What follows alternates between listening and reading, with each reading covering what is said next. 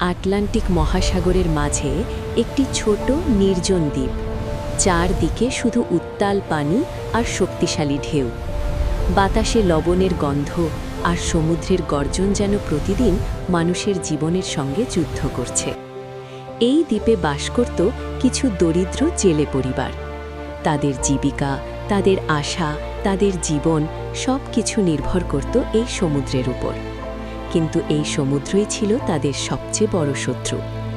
এই দ্বীপের এক কোণে একটি ছোট পুরনো কুঁড়েঘরে বাস করতেন এক বৃদ্ধা মা, মরিয়া। তার মুখে ছিল গভীর দুঃখের ছাপ, চোখে ছিল অসীম কষ্টের ইতিহাস। তিনি জীবনে অনেক কিছু হারিয়েছেন।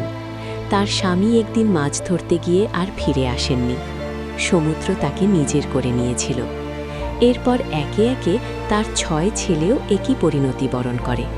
তারা সবাই মাছ ধরতে গিয়ে সমুদ্রের ঢেউয়ের কাছে পরাজিত হয়েছিল। এখন তার শেষ ভরসা ছিল তার ছোট ছেলে। তোমরা কি লুকাচ্ছ আমার কাছ থেকে? ক্যাথলিন এবং নোরা চুপ করে রইল।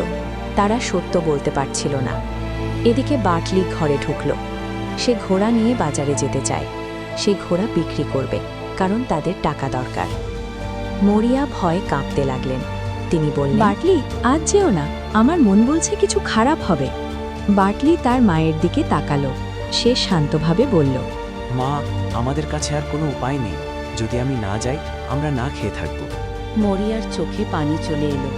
সে বলল, সমুদ্র আমার সব ছেলে কেড়ে নিয়েছে। আমি তোমাকেও হারাতে চাই না।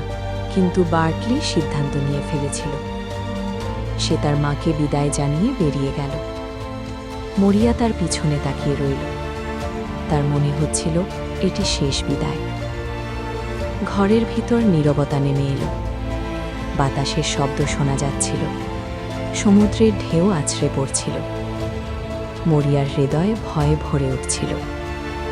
কিছুক্ষণ পরে সে সমুদ্রের ধারে গেল। সে বার্টলিকে আশীর্বাদ দিতে চেয়েছিল, কিন্তু তখনই সে একটি ভয়ঙ্কর দৃশ্য দেখল। সে দেখল বার্টলি ঘোড়ায় চড়ে যাচ্ছে, আর তার পিছনে ছিল আর একজন। সে ছিল মাইকেল। মাইকেল, যে ইতিমধ্যেই মারা গেছে। তার মুখ ছিল ফ্যাকাশে, তার চোখ ছিল শূন্য। মরিয়ার শরীর কেঁপে উঠল। সে বুঝতে পারল এটি একটি অশুভ সংকেত। সে ধীরে ধীরে ঘরে ফিরে এলো। এখন আর সমুদ্র আমার কাছ থেকে কিছু নিতে পারবে না। আমার আর কিছু নেই। তার কণ্ঠে ছিল শান্তি। তিনি বুঝতে পেরেছিলেন জীবনের উপর মানুষের কোনো নিয়ন্ত্রণ নেই। প্রকৃতি, ঈশ্বর তাদের আত্মাকে শান্তি দাও। তিনি আর ভয় পাচ্ছিলেন না, কারণ তিনি সব কিছু হারিয়েছেন। এখন তার মনে ছিল শুধু শান্তি। সমুদ্রের গর্জন বাইরে চলছিল, ঢেউ তীরে আছড়ে পড়ছিল, কিন্তু মরিয়ার হৃদয়ে এখন আর কোনো ভয় ছিল না। গল্পের মূল শিক্ষা।